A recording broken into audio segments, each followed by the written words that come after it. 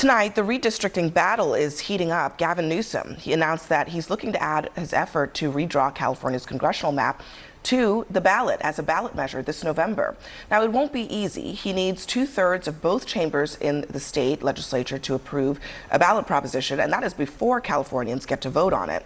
A coalition that includes Arnold Schwarzenegger to oppose any kind of redistricting efforts is already starting to form. In his pitch, Newsom explained why the "when they go low, we go high" motto does not work anymore. It's not good enough to just hold hands, have a candlelight vigil, and talk about the way the world should be. We have got to recognize the cards that have been dealt. And we have got to meet fire with fire. It's not complicated. We're doing this in reaction to a president of the United States that called a sitting governor of the state of Texas and said, "Find me 5 seats."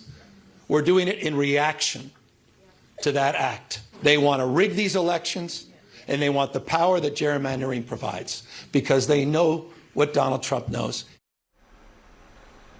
Gavin versus Arnold. Let me read you what Schwarzenegger said. He says he calls gerrymandering evil, and he means that. He thinks it's truly evil for politicians to take power from people. That's what a Schwarzenegger spokesperson said that he feels. He is opposed to what Texas is doing, and he's opposed to the idea that California would race to the bottom to do the same thing. I can't say he's wrong about that in theory, but in practice. But when you're from the state of New York, this is a big nothing burger. They do this all the time. They do it after every census. It's I mean, as I told you the other night, I mean, like, there's 8+ million people in the city of New York. There's one Republican, Maliotakis in Staten Island. So it's maybe the timing is a little different, and it's going to be, he's got an uphill battle, presidential candidate Newsom, because he's got to get the chamber and then they can put it on the ballot. But it's been going on in the United States of America forever.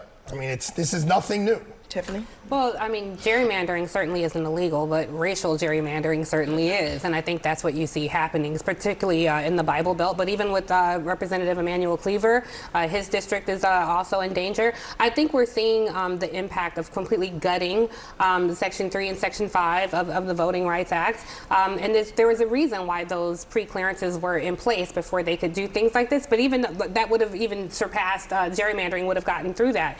The Supreme Court has kind of cleared the path that not only will we see a shift because the president has saddled his party with these very unpopular policies and he's looking at a very unfriendly midterm. So not only will you see a shift in Democratic voters, but you will see a whitening of Congress. And I think that is their intention. Newsom is right to fight fire with fire, or yes. is he wrong to race to the bottom? Absolutely, he's right. I mean, I never supported that when they go low, we go high. Though I love forever FLOTUS, but no, I don't think that works. I think it's painful to watch, certain people fight from a playbook circa 2015 when that is thrown out. It's thrown out the window. So I think for the people at home who don't have power, who don't have a voice, they don't want to see polite chit chat. They don't want to see this. There's no longer an exchange, a healthy exchange of ideas and ideology. There is only a war on people's humanity. It feels like. It feels like Democrats are finally fighting for us, right? And Democrats are using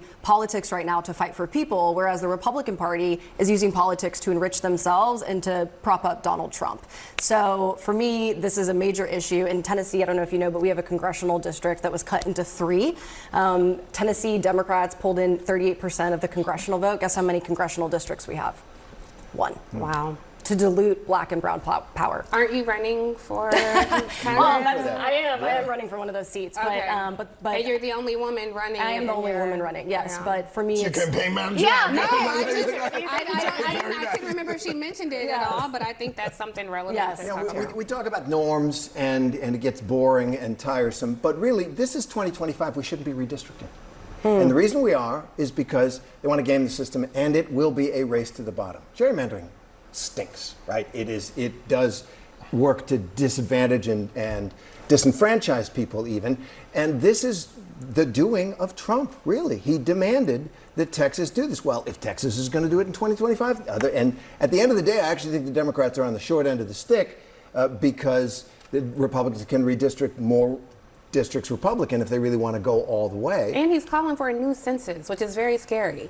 The way that he wants Well, to they have always wanted to change the census so that it does not count non-citizens. So that's definitely coming. I mean, prepare yourselves. Despite the constitutional command. Despite the Right. fact that it's in the Constitution. Last word. I support that, obviously.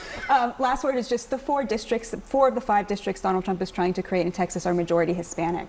So they're not actually white. It's the GOP betting on Hispanic voters. And it's amazing to me that Democrats aren't just like, you're never going to get these voters again. We're going to win these voters back. Have them, have at them, create the districts. We'll win them back. It's almost like the Democrats are ceding to Trump that these are now his Well, voters. I'm not a and I find Democrat, that but amazing. they're doing We that gotta in leave it Texas there. because those voters are Everyone, friendly to the Thank you Republican very Party. much for joining us, Laura.